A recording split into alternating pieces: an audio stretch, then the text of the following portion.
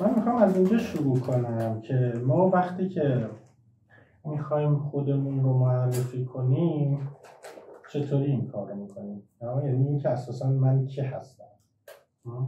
وقتی میخوام بگم من کی هستم، خب یک سری ابزارها داریم دیگه، اسم داریم، فامیل داریم، کد ملی داریم، نام پدر داریم، شهر داریم ها.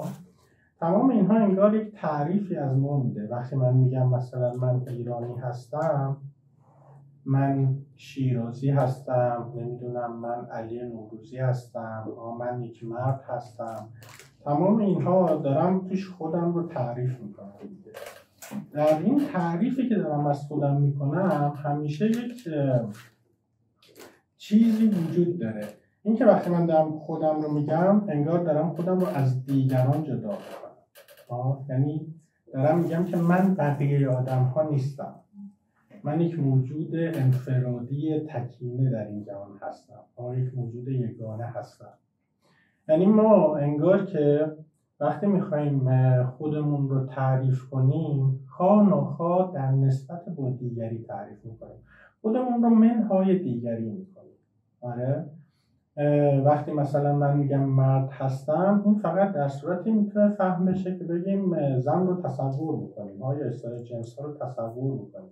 وقتی میگم شیرازی هستم، ما باید سایر شهرها رو ازش منها بکنیم. در نتیجه ما همواره انگار یک رابطه‌ای داریم بین من و دیگری. وقتی میخوام خودم رو تعریف بکنم، ناگزیرم که خودم رو از دیگران کم بکنم. در نتیجه انگار ما یک مرز خیلی قاطعی داریم قائل میشیم بین خودمون و دیگران. این اساس تعریف ما هست دیگه از جهان، و این تعریفی داره رابطه ما رو با دیگر آدم ها و اساساً کلیت جهان تعریف میکنه. خیلی مرزهای قاطعی براش داریم. حالا اینجوری بگم که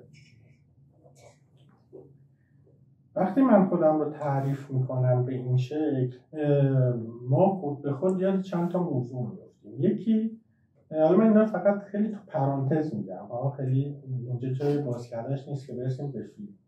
یکی ما یاد نظریه زبانشناسی سوسور میفتیم دیگه، جایی که سوسور داره از نظام نشانگانی میگه که بر اساس افتراق رفتار میکنه، به قول خودش وجه سلبی زبانه. یعنی این که مثلا ما وقتی میگیم روز به این معنایی که شب نیست. سوسور معتقده که ما همواره زبان اساسا توی این وجه سلبی فقط میتونه کار کنه، توی یک زنجیره‌ای که هر واژه‌ای خود به خود داره خودش رو مجزا از سایر واژه‌ها تعریف میکنه. انگار اینجا ما یاد همین میفتیم دیگه. وقتی من میخوام من رو تعریف کنم، خود به خود دارم یک رفتار سلبی میکنم نسبت به دیگران، هر چیزی که اینجا دیگری حساب میشه. خب این از این سمت دیگه هم خب طبیعتا ما رو یه نظریه فروید هم میندازه دیگه، اونجایی که بحث داره از من و دیگری و این گروه هایی که ما تشکیل میدیم. اساسا این واژه ما و آنهایی که فروید خیلی روش تاکید میکنه، وقتی که ما میگیم که ما ایرانی ها، ما مردها، داریم یک مجموعه تعریف میکنیم که همواره در برابرش یک آنهایی قرار میگیره. این رو فروید برمیگردونه اساسا به اون رابطه‌ای که ما با درون خودمون و بیرون خودمون داریم دیگه. فروید میگه که ما هر چیزی رو که بهش میگیم ما، انگار وارد درونمون داریم میکنیم، چیزهایی که میتونیم جزئی از خودمون، جزئی از هویت خودمون بدونیمش، و هر چیزی رو که بهش میگیم آنها، داریم از این دایره میندازیم بیرون. به خاطر همین هم میشه ابژه فرافکنی های ما معمولا. خب این به عنوان مقدمه. این مرز بین من و دیگری توی این تعریف های ما اونقدر قاطع هست که وقتی یک نفر بگه من یک کس دیگه هم، ما یا کلاهبردار میدونیمش، یا دیوونه یا روانپریش. سبزیان توی فیلم کلوزوف یه چنین وضعیتی داره، نه؟ و معمولا کلاهبردار میدوننش. چرا؟ چون سبزیان خودش آگاهه که مخمل باف نیست، خودش کاملا به این آگاهی داره. مثل روانپریشایی نیست که فکر میکنن که یک دیگری هستن واقعا. مثل روانپریشی نیست که میگه من ناپلئونم یا من مسیحم. خودش میدونه که مخمل باف نیست، اما آرزوی این رو داره که مخمل باف باشه و در جهت این آرزو داره یک کنش انجام میده، یعنی سعی میکنه واقعا مخمل باف بشه. خب این موضوع ما رو یاد یک سری از چیزها میندازه دیگه، یک سری از فیلم ها، داستان هایی که خوندیم، شاید حتی بشه بهش گفت یه جور ژانره، شاید، هرچند که شاید به این شکل خیلی تعریف نشده باشه. یه نمونه خیلی برجسته شما توی فارسی داریم دیگه که هم داستانش رو داریم هم ازش فیلم تهیه شده، جایی که مشحسن میگه من گاو به مشحسنم، من مشحسن نیستم، من گاو به مشحسنم. ما اونجا با یک جنون طرفیم دیگه از نظر خودمون به عنوان خواننده و جهان داستانی هم همینطور، شخصیت هایی که توش هستن حس میکنیم که مشحسن دیوانه شده که خودش رو داره با دیگری اینجا قاطی میکنه، مرز بین خودش و دیگری داره آشفته میشه. نمونه های ظریفتری هم ازش داریم. یک نمونه ظریفترش فیلم اردت هست از دراین، کلمه، فیلم کلمه که یک داستان مفصلیه، خیلی فیلم زیباییه که توش یک نفر یک خانواده مذهبی هستن، یکی از سنت‌های مسیحی که با یک گروه دیگه که یک سنت دیگه مسیحی دارن یک درگیریایی دارن. حالا کار به اون پیرنگ اونورش نداریم، اما یک پسری این داره که این پسر میگه من مسیحم و یک دوره این داشته عالم دینیشون میشده و از یک جایی داره میگه که من مسیحم. توی جهان داستان همه احساس میکنن دیوانه است دیگه، اونجا هم منتها درایه پیچیدگی اونجا وارد میکنه به داستان، این که واقعا یواش یواش ما هم به عنوان مخاطب هرچی پیش میریم شک میکنیم که نکنه این مسیح باشه، چرا این نمیتونه مسیح باشه. حتی توی مطلب ژان دارکش هم میشه تا حدی این شکلی دید، جایی که ژان دارک داره میگه که من دختر خدا هستم، ولی حالا یه کمی متفاوت‌تر. ما یه ژانری هم داریم که اساساً یک جورایی به این تنش بین من و دیگری میپردازه، ژانر همزاد. منتها اونجا یه برعکس داریم، یک چیزی داره توش برعکس میشه. اونجا اینه که یک نفر حس میکنه که دیگری اونه، دیگری من شده، نه اینکه من دارم دیگری میشم. یک دیگریه که داره من میشه و همه چیز رو یک بار آشفته میکنه. اینو از این جایی گفتم که بتونیم کمی به این سنت نگاه بکنیم. حالا از این زاویه واقعا میشه بررسی کرد و چیزای جالبی هم میشه ازش در آورد، ولی خب حالا ما خیلی بهش کاری نداریم. خب پس سبزیان داره یک تنشی به این داستان وارد میکنه، به اینکه این مرز قاطعی که داره میگه من هستم و دیگری دیگریه.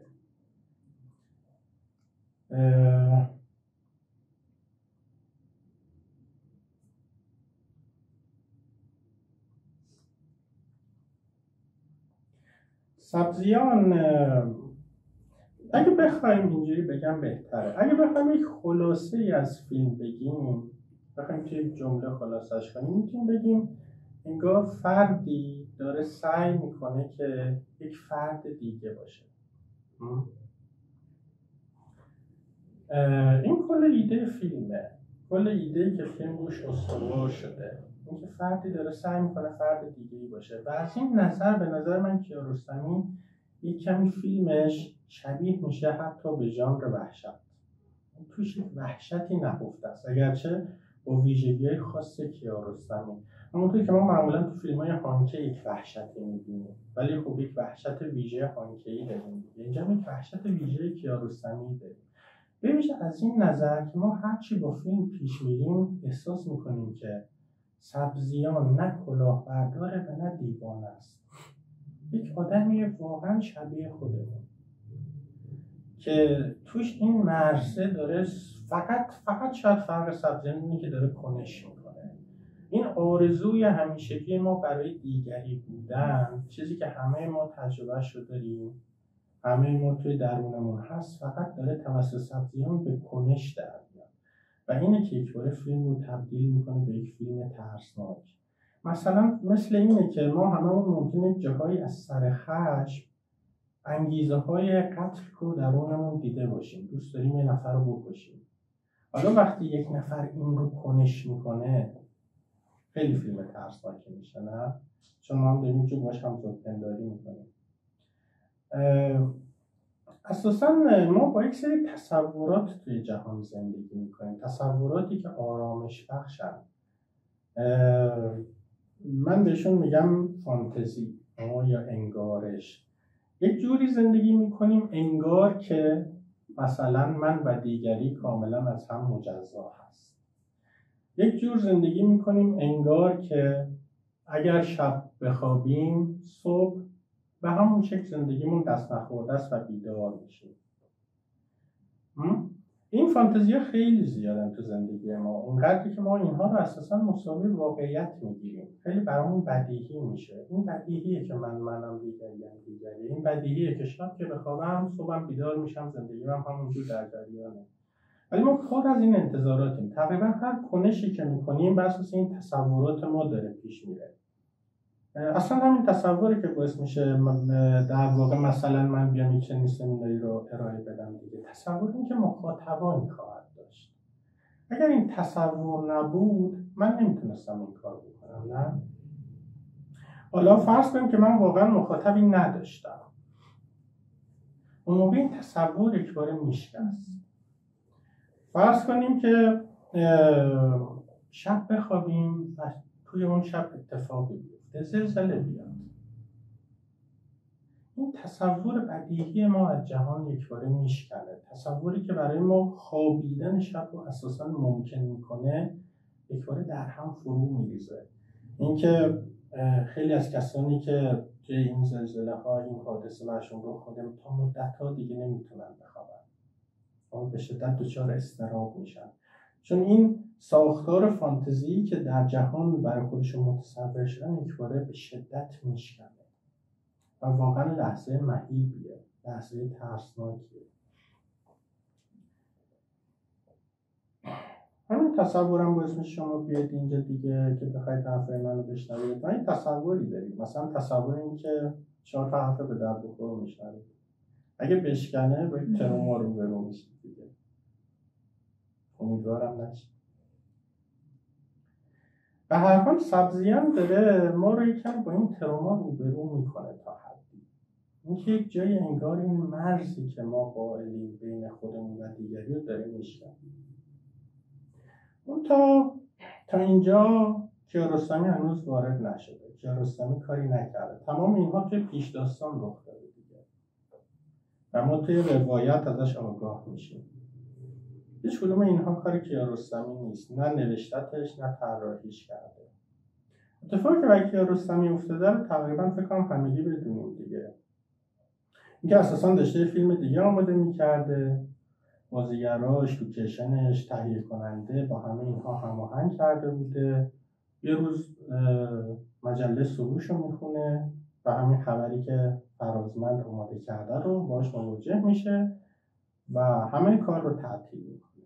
سری زنگ میزنه به تهیه کننده و میگه بریم سراغ این فیلم. یه ایده اومده به ذهنم و میخوام این رو تست کنم. مطمئن هم نبوده بکنتش فیلم، ولی به نظرش رسیده که یک موضوع مهمه. ما از اینجا کیارستمی رو داریم. کیارستمی تازه اینجا وارد کار میشه، وارد داستان میشه. هنر کیارستمی توی این انتخاب است، توی انتخاب این سوژه است، سوژه‌ای برای فیلمش. سبزیان میخواد مخمل باف باشه، یک آرزویی داره که جای دیگری باشه، آرزویی داره که بتونه جای دیگری بشینه و براش یک تلاشی میکنه. چند روزی سعی میکنه در نقش مخمل باف بازی میکنه. کیارستمی چطور وارد این ماجرا میشه؟ چه چیزی رو داره از این آرزو و از این کنش سبزیان به ما نشون میده؟ شکست رو، نه شکست این فانتزی، یعنی بازنمایی کیارستمی تأکید فیلم روی شکست این آرزو هست. ما اصلا از همون سکانس ابتدایی این رو داریم. از سکانس ابتدایی فیلم ما تقریبا تمام ماجرا رو با خبر میشیم. سبزیان لو رفته، خبرنگار داره میره رسواش بکنه، 2 مأمور هم که هستن و تهش هم دستبند زده دارن میبرنش. خب از این نظر فیلم تعلیق زیادی نداره دیگه، انگار ما کل ماجرا رو میدونیم. بقیه فیلم همش داره این رو شرح و بسط میده. شرح و بسط ماجرا هست و خودش هست. کافیه کم دقت بکنیم به سکانس ها. غالب سکانس ها درگیر ماجرای شکسته.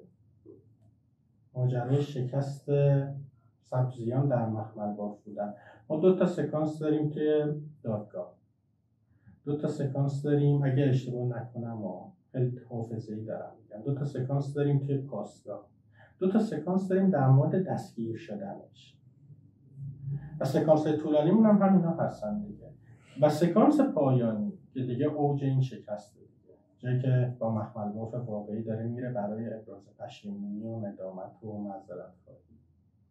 ببینیم که تمام فیلم داره این شکست رو بازنمایی میکنه. فقط ما یه صحنه داریم که اون آرزو و اون موفقیت لحظه‌ای تو این آرزو داره نشون میده دیگه. جایی که داره با مادر خانواده آهن‌خواه توی مینیبوس حرف میزنه و خودش رو به عنوان مخمل باف جا میزنه. همین و همین. کل فیلم دیگه تأکیدش رو شکسته. این رو از این جهت میگم که کاملا برای ما قابل تصوره که میتونست جور دیگه ای فیلم رو بسازه، نه؟ میتونست اینقدر روی این شکست تأکید نکنه. میتونست کیارستمی موفقیت‌هاشو، اون 3 روزی که موفق بوده رو نشون بده، اون شادی‌های درونش رو نشون بده. اما فیلم رو میاره روی این بخش. یعنی این رو میخوام بگم که انتخاب‌هایی داره میکنه کیارستمی. علاوه بر اون انتخاب سوژه‌اش، انتخاب موضوع فیلمش، اینجا هم داره دست به انتخاب خیلی مهمی. انتخاب بازنمایی این شکست. این شکست دیگه اوجش رو توی صحنه آخر فیلم داریم، جایی که با مخمل باف روبرو میشه. واقعا این صحنه خیلی تکون دهنده و خیلی شوکه کننده است. یعنی ما یه مخمل بافی رو یه بار میبینیم توی اون صحنه که جوونه، خیلی خوشتیپه، با یه موتور اومده، قشنگ به سر و وضعش رسیده، خوش سرزبونه و همون لحظه سبزیانی رو داریم که داره از در زندان میاد بیرون، شکسته، چروکیده، خم میشه، دست این رو ببوسه، گریه میکنه. ببینید این تفاوت این 2 فیگور توی اون صحنه آخر انقدر شدیده که ما شوکه میشیم که اصلا مگه میشه سبزیان مخمل باف باشه. یک باره این دچار گسست خیلی وحشتناک و شدید میشه. انقدر این گسست زیاده که کیارستمی اصلا یه تمهیدی به کار میبره که یکم کمش کنه دیگه، از طریق اینکه اون ماجرای صدا قطع میشه رو توی اون صحنه آخر اضافه کنه، چون میدونیم که صدا قطع نمیشه دیگه، صدا رو واقعا ضبط کرده. انقدر این تفاوت برجسته میده، انقدر صحبت‌های مخمل باف چی میگیم پرطمطراق بوده، از یک جایگاه کسی که میداند بوده، یک فرد دانای موفق توانای مشهور محبوب در برابر یک فردی که هیچ حرفی نداره، پول گلدون خریدن هم نداره.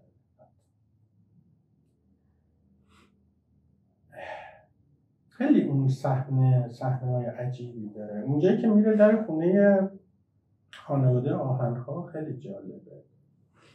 یعنی من به این فکر میکردم که واقعا اگه میخواست دیالوگ‌هاش رو یک نویسنده، یک کارگردان بنویسه، یک فیلمنامه‌نویس بنویسه، هیچ وقت نمیتونست به این عمق بنویسدش. هیچ بازیگر نمیتونست به این حد عجیب این رو بازی بکنه. این که واقعا اون سکانس آخر رو بارها میشه بهش نگاه کرد. اونجایی که میره پشت این آیفون زنگ میزنه و توی معرفی خودش میگه حسین سبزیانم، میگه من حسین سبزیانم.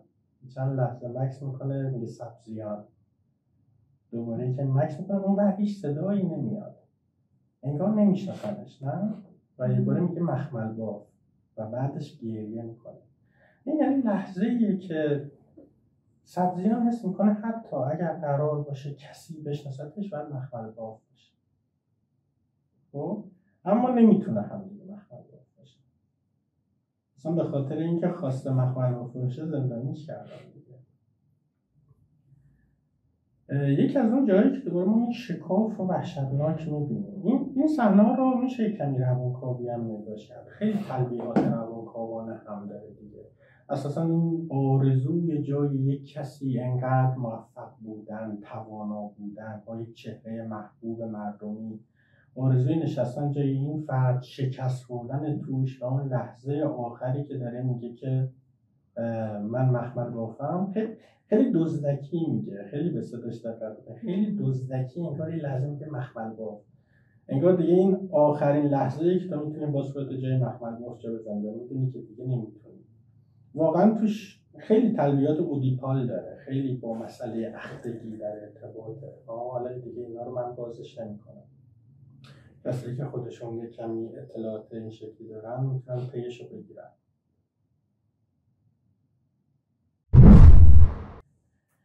از اون بر مخمل باف رو داریم دیگه، باز در خونه خانواده آهن‌خواه.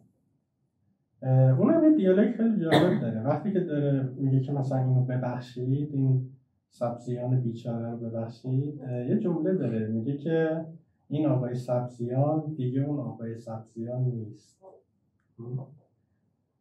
متوجه پیچیدگیاش میشید دیگه، انگار یک منی که دیگه اون منه نیست، باید تغییری کرده باشه و این من دوم منی منهای مخمل باف دیگه، منی منهای مخمل باف. یعنی سبزیان از نظر خود مخمل باف، از نظر خانواده آهن‌خواه، از نظر اجتماع فقط وقتی میتونه سبزیان باشه که مخمل باف نباشه. ولی برای خودش برعکسه، نه؟ برای کیارستمی هم به نظر میرسه ماجرا برعکس باشه.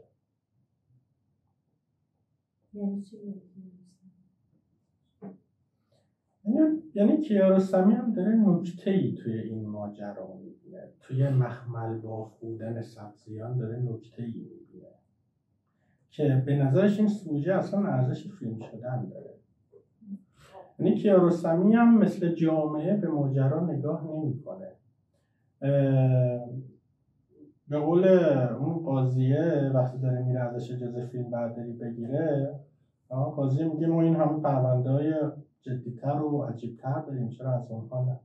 این برای کیارستمی واقعا این پرونده خیلی خاصیه، درجه انگار تلقیش با عموم جامعه فرق میکنه دیگه، با حسن فرازمند فرق میکنه، با مهداد آهن‌خواه فرق میکنه.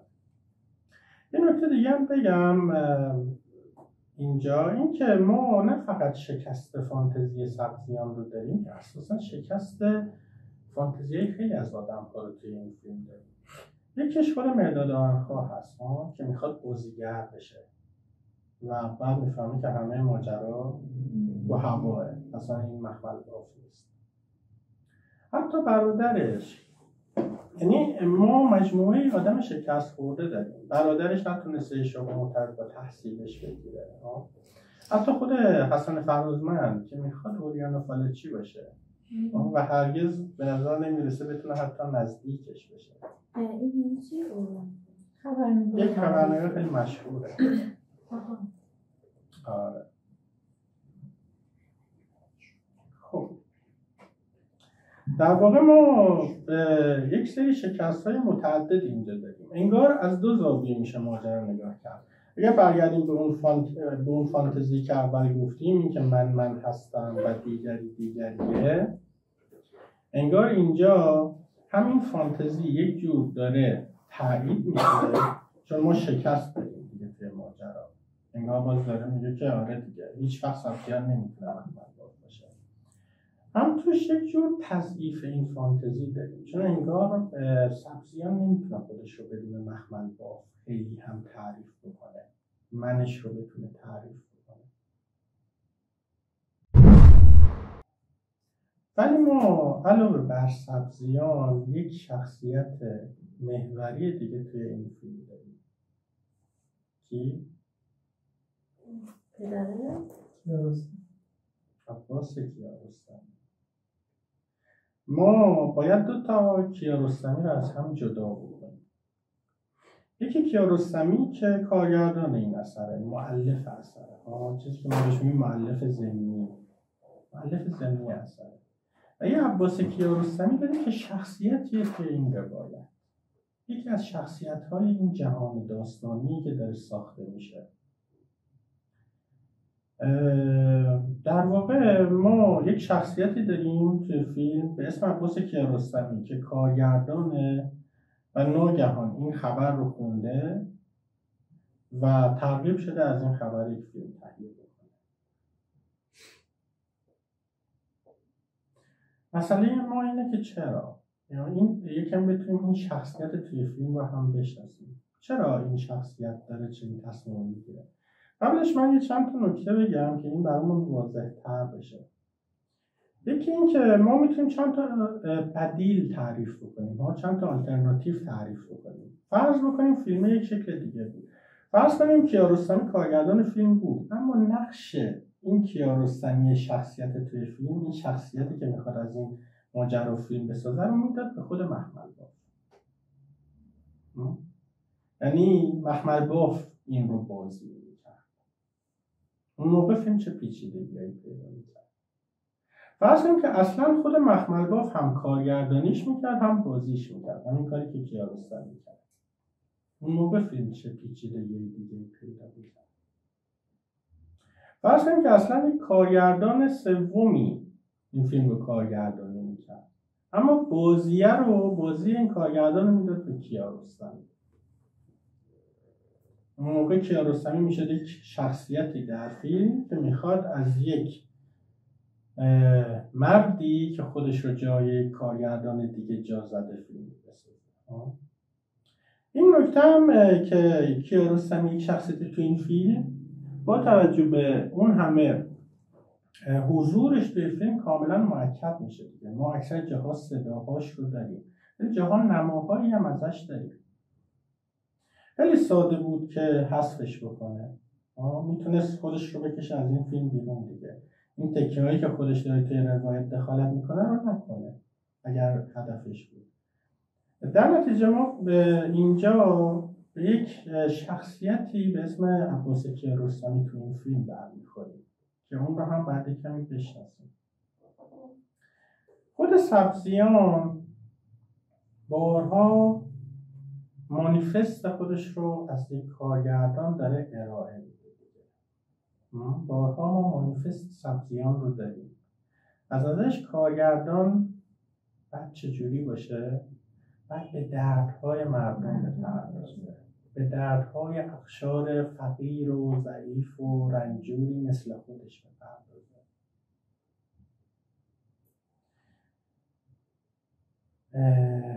و بعد خاکی باشه. کارگردان باید خودش رو از جنس مردم بدونه. باید خاکی باشه، از جنس مردم. این صحبت ها خیلی میشه روشون بحث کرد. این اساساً این که کسی باید از جنس مردم باشه یک معنی توش هست دیگه. این که اصلا انگار از جنس مردم نیست. نه؟ مثل اینه که من بگم بگم فقیر خوبیه که خودش رو از جنس فقرا بدونه. خیلی بی‌معنیه. ولی بالعکسش رو میگیم دیگه. ثروتمندی آدم خوبیه که خودش رو از جنس فقرا بدونه. انگار این که کارگردان باید خودش رو از جنس مردم بدونه، کارگردان رو داره یک دیگری میکنه برای مردم. یک دیگری که اگر مهربون باشه، اگر آدم خوبی باشه، حواسش هست به مردم. از جایگاه یک دیگری همواره هست. کسی جز مردمه.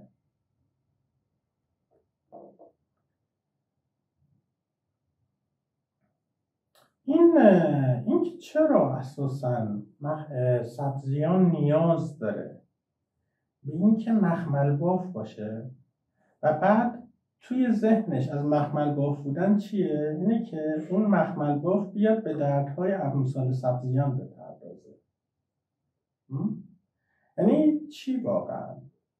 ما این حس رو میکنیم که انگار سبزیان برای اینکه خودش رو ببینه، خودش رو بشناسه، فقط یک راه داره، این که از لنز نگاه مخمل باف به خودش نگاه. یعنی هدف سبزیان شناخت مخمل باف نیست. هدفش اینه که مخمل باف باشه تا سبزیان ها رو بشناسه، تا همین مردمی همچون خودش رو بتونه ببینه و بشناسه. انگار داره میگه که من اگه میخوام خودم رو بشناسم فقط یک راه دارم، اینکه از چشم دیگری خودم رو ببینم، از چشم دیگری خودم رو ارزیابی کنم. چیزی که خب ما رو یاد دیالکتیک ارباب بنده هگل میندازه. جایی که هگل داره از این حرف میزنه که یک ارباب هیچگاه به تنهایی ارباب نیست. ارباب بدون بنده‌ای نمیتونه ارباب باشه. بعد یک بنده‌ای باشه که اون رو در جایگاه ارباب بازشناسی بکنه، بهش بگه ارباب، ازش دستوری بگیره، حکمی بگیره. و بالعکسش ما هیچ بنده‌ای به طور مجرد نداریم. یک بنده اگه میخواد خودش رو تعریف کنه، منش رو تعریف کنه، ناچاره که از چشم یک ارباب به خودش نگاه کنه. حالا هر تعریفی که میخواد باشه، ارباب میتونه بدجنس باشه، میتونه مهربان باشه، اما ارباب میتونه ظالم باشه، میتونه بخشنده باشه. بنده میتونه مطیع باشه، میتونه طغیانگر باشه. اما به هر حال در رابطه با اون طرف مقابله که داره تعریف میشه، انگار ما بدون اون جایگاه مقابل اساسا نمیتونیم خودمون رو تعریف کنیم. توی فیلم ها جایی که میخوان اون رو نشون بدن که یک نفر مرده اما خودش نمیدونه مرده و بعد میفهمه، معمولا این شکلی نشونش میدن دیگه، شروع میکنه با بقیه حرف زدن و هیچ از محلش نمیده، هیچ ریاکشنی بهش نشون نمیده. یعنی اساسا انگار ما بدون واکنش دیگران حتی به زنده موندن خودمون هم، به زنده بودن خودمون هم شک میکنیم. اگر هیچ کسی به من هیچ واکنشی نشون نده، اصلا من هستم. اینجاست که این دیالکتیک بین من و دیگری خیلی مسئله مهمی میشه.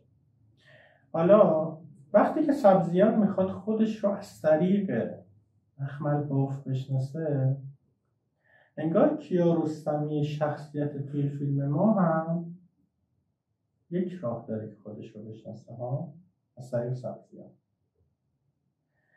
کیارستمی در جایگاه برابر با مخمل باف، اونم کارگردانه. این اصلا موضوع انگار هم به یک همسنفی برمیگرده، هم به یک مسئله توی حرفه. یک نفر اومده که به دروغ خودش رو یک کارگردان دیگر معرفی کرده و میخواسته یک فیلمی رو بسازه. به دروغ گفته من میخوام یک فیلمی رو بسازم. حالا ما یک کارگردان واقعی داریم که انگار تنها راهی که میتونه از طریقش خودش رو، شغلش رو بشناسه، رو آوردن به یک کارگردان قلابی پیدا کرده. تنها راهش رو این دیده. بیایم فیلم رو دوباره خلاصه بکنیم. در واقع ما یک بار فیلم رو با پیرنگ سبزیان خلاصه کردیم. گفتیم انگار فردی میخواد خودش رو به فرد دیگری بگذاره، فردی میخواد فرد دیگری باشه. یک بار دیگه بیایم فیلم رو خلاصه کنیم با پیرنگ این عباس کیارستمی. انگار کارگردانی میخواد از یک کارگردان دروغین فیلم بسازه. تو این که شکی نداره. یک کارگردان واقعی میخواد از یک کارگردان دروغین فیلم بسازه. واقعا ایده خیلی جذابه.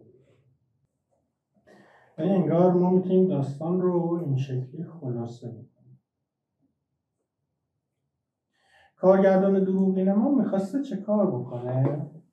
رفته توی یک خانواده‌ای به اسم خانواده آهن‌خواه. رفته بهشون گفته من ازتون میخوام یک فیلمی بسازم از خودتون هم بازی بگیرم، لوکیشن هم از خودتون. درسته؟ فیلمنامه‌ای هم از قبل نداریم، در تعامل با هم دیگه این فیلمنامه رو خواهیم نوشت و خواهیم ساختش. کاری که کیارستمی کارگردان میکنه چیه؟ اینم همینه، نه؟ اینم همینه.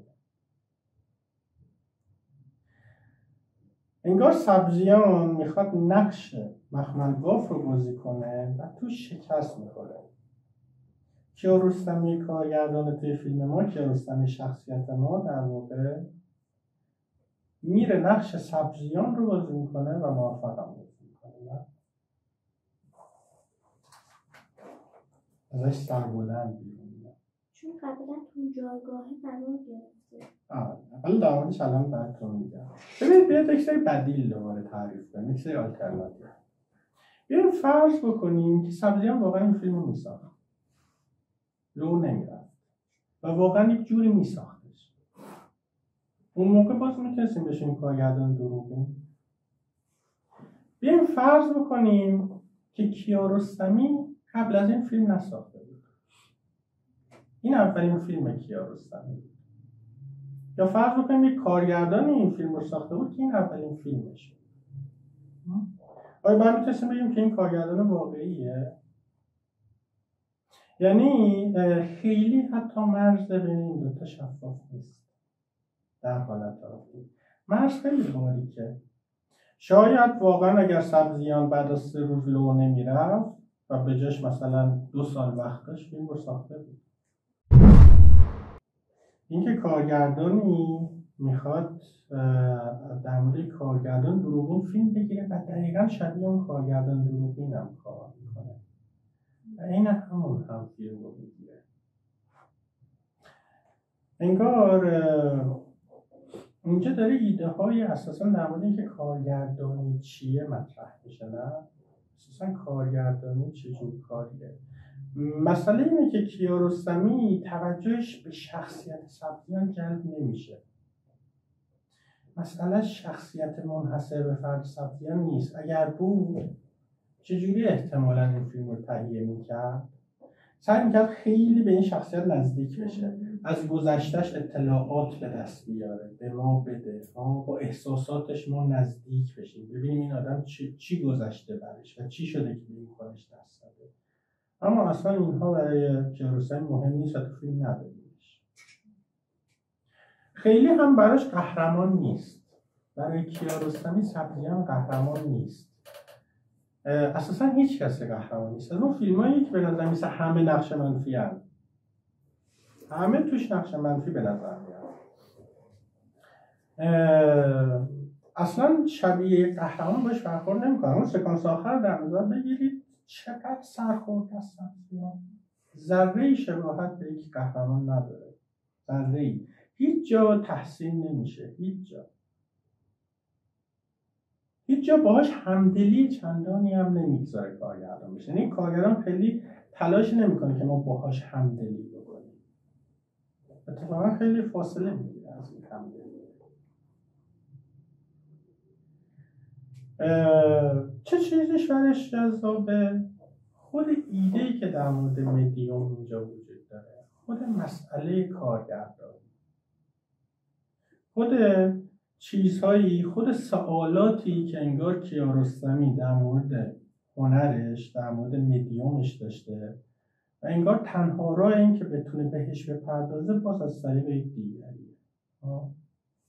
انگار کیارستمی هم راهی نداره که اگر بخواد در مورد خودش، کنشش به عنوان یک کارگردان اطلاعاتی به دست بیاره، بره سراغ یک دیگری که اتفاقا کارگردان نیست، یک کارگردان شکست خورده است. ما توی فیلم، توی سکانس دادگاهش یک پاساژی باز میشه، یه جایی بازسازی شده دیگه از ماجرایی که پول میگیره سبزیان از مهرداد آهنخواه. روی موتورش نشسته، در میبرتش به یک جایی برسونتش و سبزیان براش از یک فیلمی تعریف میکنه. نه میگه توی ذهنمه که یک فیلمی بسازم در مورد 2 نفر که سوار موتورن. خیلی بامزه است دیگه، داره همون چیزی که رخ میده رو هی تبدیل میکنه به فیلم. بعد یکم جلوتر میره میگه که خب یکی از اینها پول نداره و اون یکی پول داره و چون اونی که پول داره به اینی که پولش رو گم کرده، کیف پولش رو گم کرده، پول میده، این باعث یک دوستی عمیق بین این دو تا میشه. یک فیلمی رو توی تخیلش میسازه برای اینکه یه جور فریب بده مرداد آهنخوار رو و ازش پول بگیره، ولی و موفق هم میشه دیگه، هرچند خیلی احمقانه است ولی موفق میشه. حداقل این بخش اولش رو، بخش دوستیه رو موفق نمیشه ولی بخش پول گرفتن رو موفق میشه. اینجا باز ما یه پیچیدگی داره. علاوه بر این که میبینیم توی فیلمی که خودش در مورد فیلمه، هی ما روایت‌های پاساژهای باز میشه در مورد فیلم، خیلی روایت رو تو در تو میکنه، در این حال پیچیدگی‌هایی بهش اضافه میکنه دیگه. انگار اینجا ما یه فیلمی رو توی ذهن سبزیان داریم که پیشاپیش واقعیت داره حرکت میکنه، یعنی داره آیندهش رو پیش بینی میکنه. وقتی میگه که این آدم به اون پول میده، واقعا مرداد آهنخوار میاد به این پول میده. اینجا یک از جاهایی که ما باز میبینیم که مرز بین دروغ و واقعیت داره کمی چیز میشه، مرز بین تخیل با واقعیت، مرز بین دروغ و واقعیت داره خدشه‌دار میشه. این رو میدونیم که کیارستمی از این حرف زده که اساسا با دروغه که میشه به واقعیت نزدیک شد، یعنی خودش دقیقاً به این آگاهه. این از یک سمت جالبه چون ما میدونیم که سینمای کیارستمی یک سینمای واقع‌گرا میدونن و انگار خود این فیلم داره چیزی در مورد سینمای واقع‌گرا هم میگه. چقدر این مرز سسته، واقعا به چی میشه گفت سینمای واقع‌گرا. از اون سمت دوباره ما یک تخیلی رو داریم توی ذهن سبزیان، تخیل اینکه این فیلم رو بسازه که واقعا داره منجر میشه به اون کیارستمی شخصیت توی فیلممون که واقعا این فیلم رو بسازه، اون شخصیت واقعی کیارستمی ها مؤلف زمین بود. یعنی باز میبینیم که یک تخیلیه اساساً که داره منجر به یک واقعیتی در بیرون از خودش میشه. خب فکر میکنم که با توجه به همه این صحبت‌ها اصلا جای شکی نیست که بگیم فیلم کلوزآپ خیلی فیلمی هست که در مورد مدیومشه، در مورد سینما هست. اسمش هم تأکید زیادی رو می‌کنه، اساساً اسمش ما رو یاد سینما می‌اندازه. اما نه فقط کارگردان، ما صحبت در مورد بازیگری هم تو فیلم چند تا داریم دیگه. یکیش همون جای صحنه توی دادگاهی که اصلا بهش میگه تو میخوای کارگردان بشی یا بازیگر، کدومش رو انتخاب میکنی و میگه میخوام بازیگر بشم. و خیلی جای دیگه هم حرف از بازیگری هم داریم. و اگه برگردیم به اون پیرنگی که برای سبزیان تعریف کردیم، کسی میخواد جای کسی دیگه‌ای باشه، به تعریف بازیگری میرسیم. نه؟ یعنی بازیگری چی هست؟ جز این که کسی نقش کسی دیگری رو بازی میکنه و تماما کاری که سبزیان میکنه بازیگری دیگه، در نقش مخمل باف داره بازی میکنه.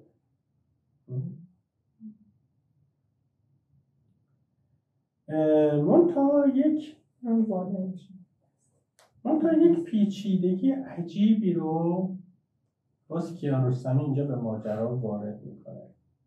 اینکه افراد که واقعا اون اتفاق برشون افتاده خود افراد واقعی رو میاره نه بازیگرشون.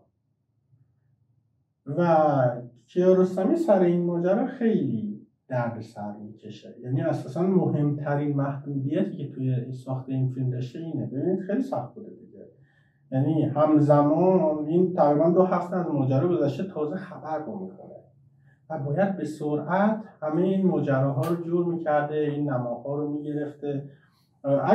اگر کافی بود بگه خب اشاره بزنم ببینم داستان چی میشه، یه فیلمنامه ازش می‌نویسم، فیلمنامه‌شو میسازم با بازیگرهایی که این نقش‌ها رو بازی کنن، خیلی کارش راحت میشد. خود کیارستمی میگه که من بعدش دیدم که کل موم سفید شد و تقریبا 40 روز که درگیر ساخت این فیلم بودم اصلا نتونستم بخوابم. و همش میترسیدم هر لحظه یکی از این بازیگران بگه من دیگه بازی نمیکنم، من نمیخوام دیگه ادامه بدم. خب همه اینها باعث یک عجله شدید توش میشه. یعنی انتخاب ساده ای نبوده، یک انتخاب بسیار پرهزینه بوده برای کیارستمی. برای ما این سوال مطرح میشه که چرا؟ با توجه به اینکه اساساً این ماجرا داره به خود ایده بازیگری هم میپردازه، به نظر میرسه هدف کیارستمی ایجاد یک پیچیدگی در مورد خود مفهوم بازیگری هم بوده. اینکه اگه بازیگری بازی کردن در نقش یک دیگریه، حالا اگر خود من دارم نقش خودم رو بازی میکنم، اینجا منم یا دیگریم.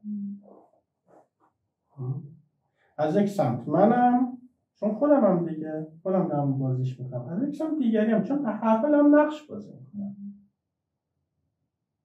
یعنی باز این تنشی که داره توی مرزگذاری بین من و دیگری وارد میکنه کاملا دیده میشه. این توی سطوح دیگه هم گسترش پیدا میکنه که خیلی هم در موردش حرف زدن. حتی در مورد خود این که کجا بازی هست کجا بازی نیست هم ما میتونیم بگیم دیگه.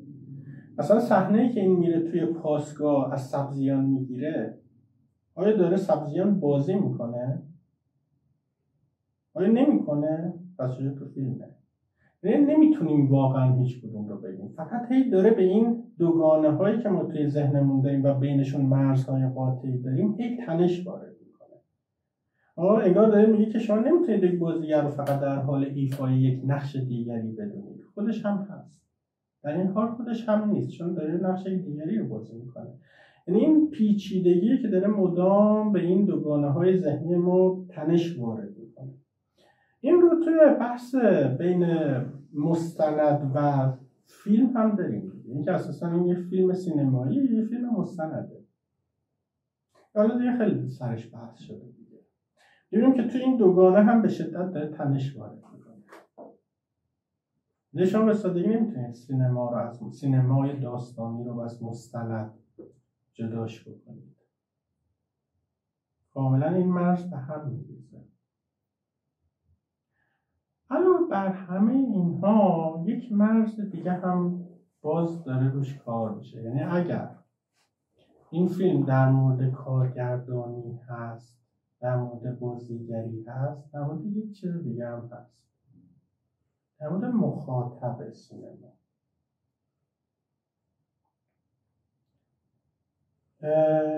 خود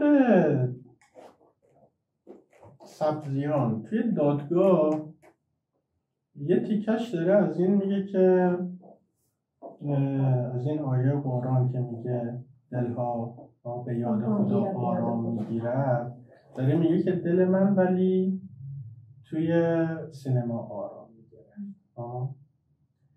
جایی که کسانی رو میدیدم که همدرد خودم بودن، زندگی من رو داشتن و غیره.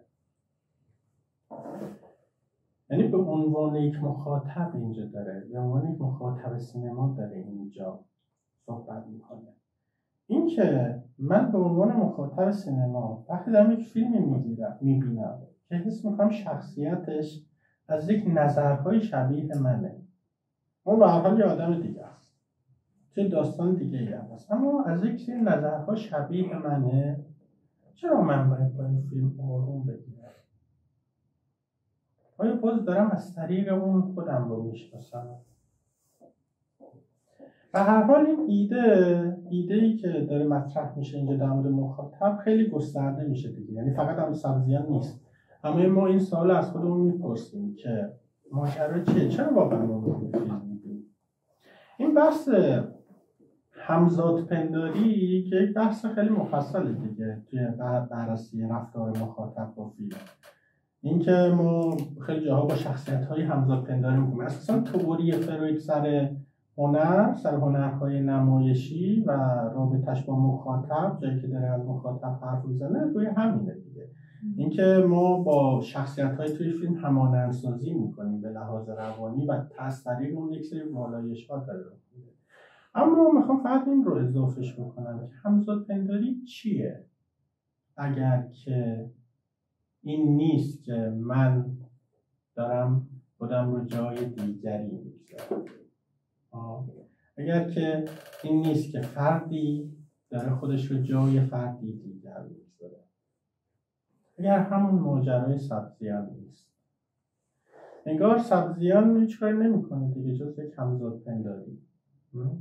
و ما هم داریم توی فیلم همزادپنداری میکنیم با شخصیت هایی. از جمله توی این فیلم داریم همزادپنداری میکنیم با شخصیتی که خودش همزادپنداری شکست خورده‌ای داشته با یک شخصیت دیگه. یعنی این دبل شدن همزادپنداری ها انگار اساسا ما رو به خود شیوه مخاطب بودنمون یکم آگاه میکنه. به خود این ماجرای همزادپنداری آگاه.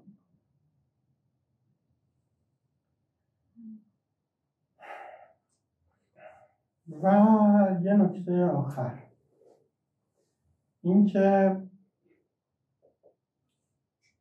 فیلم خیلی موفقی میشه که تمام جشنواره‌ها به شدت مورد استقبال قرار میگیره، توی خارج از کشور به شدت مورد استقبال قرار میگیره. اونقدر فیلم موفقی میشه که جزو 50 فیلم برتر دنیا از دید بزرگترین سینماگرها هست. یعنی کل تاریخ سینما این جزو 50 فیلم برترشه. سبزیان که تلاش میکرد یک نقشی رو بازی کنه و اینقدر بعد توش شکست خورد، توی 3 روز مچش گرفته شد، به خود تبدیل شد به یک بازیگر خیلی بزرگ. اونقدری که کیارستمی سال 2005 توی مصاحبه‌ای داره میگه که سبزیان الان از ما خیلی معروف داره توی تهران. میگه که رفتم یک جای فیلمی ببینم و جا نبود و هیچ کس من رو نمیشناخت و یه بار سبزیان اون وسط نشسته و من شناخت، اومد جاش داد به من رفتم نشستم.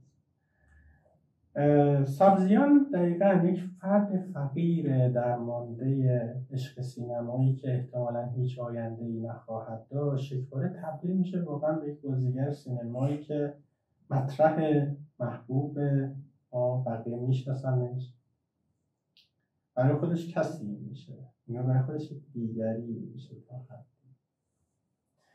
مرداد آهنگ‌ها واقعا اگر سبزیان مخمل باف بود به این زودی رو پرده سینما نمی اومد که وقتی که سبزیان مخمل باف نبود اومد.